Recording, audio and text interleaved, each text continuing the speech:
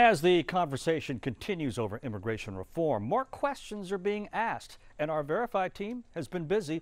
Marcelino Benito is getting us some answers.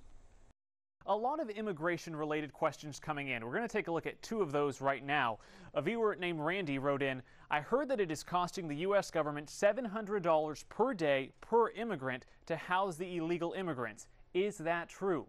Here's what we verified. The Department of Homeland Security's 2018 budget details what it costs to house undocumented immigrants. The breakdown goes like this. On average, it costs ICE $133.99 a day per adult.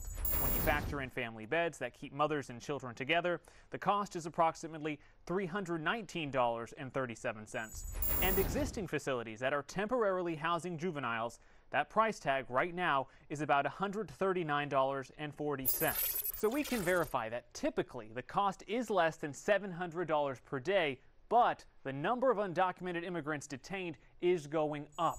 The Department of Health and Human Services now says the estimated cost per child at the Tornillo tent city is around $775. So how much is being spent daily on undocumented immigrants depends on who's being detained and where. Our second question relates to marriage. Sandra writing, if a U.S. citizen gets married in another country to someone from another country, when they come back to the States, is that a legally recognized marriage? To verify this, I reached out to immigration attorney Mana Yagani. She says Texas almost always recognizes marriages performed abroad, but it's dependent on the country and their specific marriage laws. For example, a marriage performed in Saudi Arabia might be problematic here because polygamy is legal there.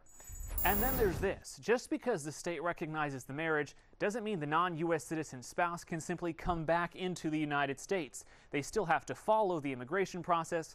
Typically, that means a green card or spousal visa. So in response to Sandra's question, we can verify that most marriages performed abroad are recognized here in the United States. Is there something that you'd like us to verify? Email us at verify@khou.com or reach out to us on Facebook and Twitter. Back to you.